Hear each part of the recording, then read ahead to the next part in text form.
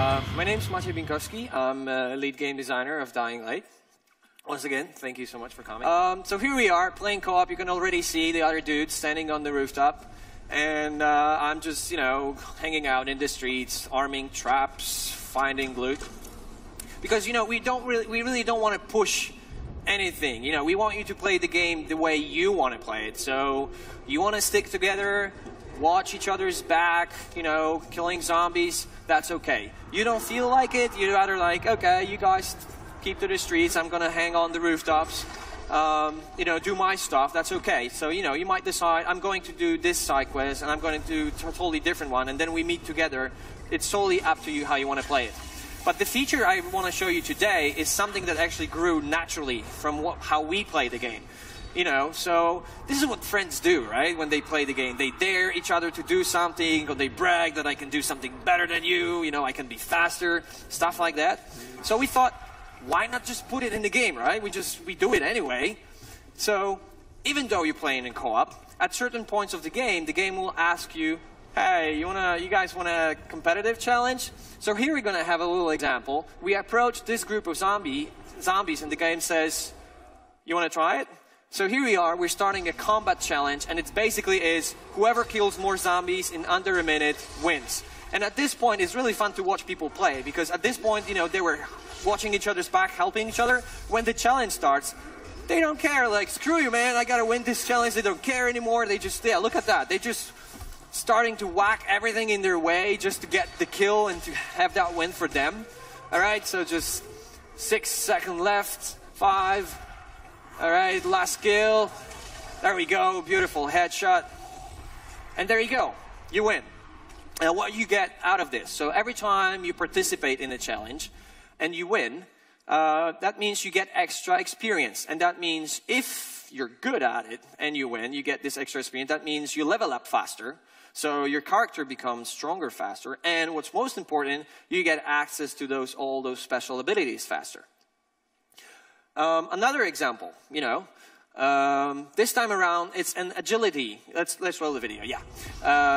This time around it's an agility challenge. So it's not about who kills more stuff. It's actually about getting to a certain destination first. So in this particular scenario, we had an airdrop coming in. And when it's coming, the game says, hey, you want to race? Who gets there first? So here you can see, players just trying to get there, using their free running skills to traverse as fast as possible. You can already see them at the box. And whoever gets there first opens the chest. And there you go. You win.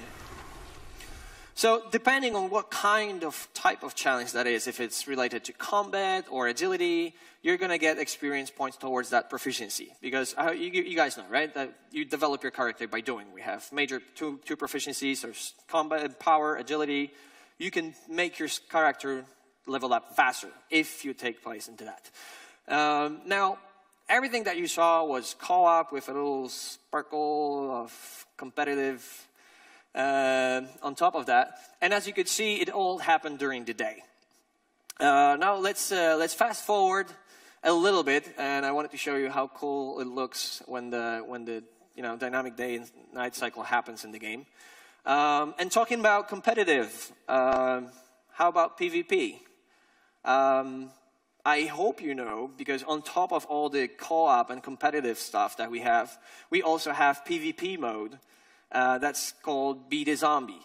And that's basically what it says it is. So you get to play as the super infected. You get to jump into other people's games and mess them up. And again, it's totally seamless. So just like in the example that I showed you, people are just playing the game, walking, finding loot, killing zombies. But every time the night comes, the game is open for invasion.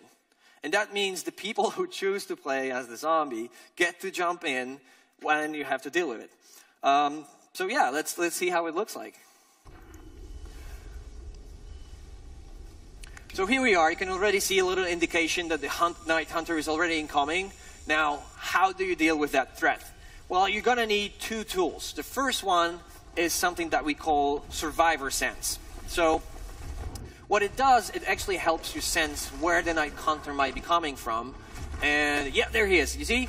All right, so every time I'm using my survivor sense, there's a little pulse coming.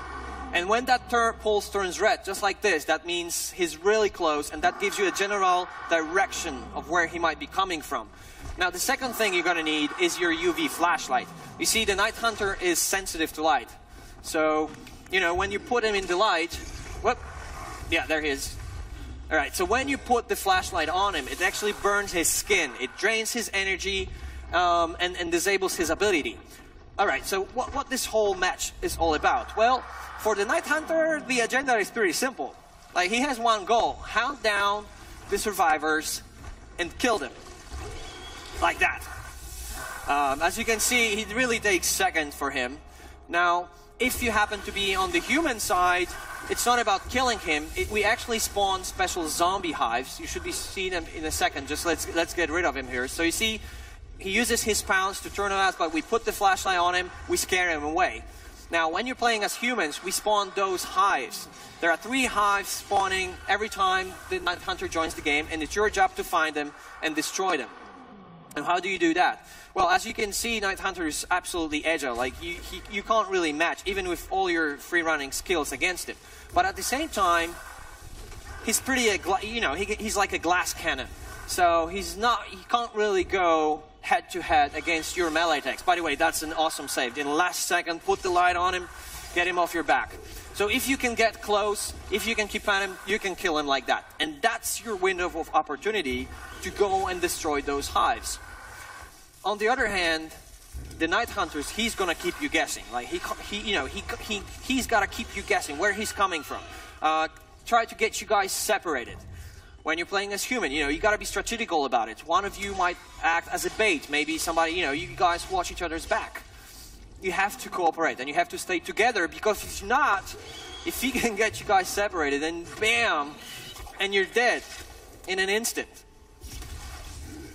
And now that you're dead, you know, before you respawn, your friends are on a big disadvantage, because right now, you become easier prey for him. So it's really all about staying together. Use that light, keep him in the light.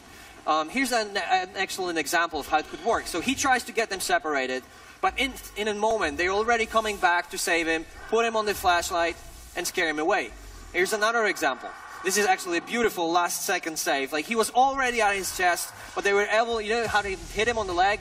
So he falls down, again, into the light, and scare him away. But as easy, it might sound easy, but it's really not. And here's a little example how easy it is for the Night Hunter to get you killed. Yeah, ouch. All right, so this is it. This is Dying Light. This is our co-op, competitive, and PvP mode. One more thing. We have a release date, which is super exciting because we're going to be the first major game of 2015. We're coming out in January 30th, so almost there, almost there. And if you really feel excited about the game, you can actually pre-order it right here on EGX. Just head downstairs, head to the Warner stand, and you can pre-order the game there. Last but not least, if you didn't have a chance to play that game yet, we have over a dozen stations right here in the EGX. Come in, play the game. I'm around. Just tell me, what do you think? Thank you again so much for coming. Thank you so much.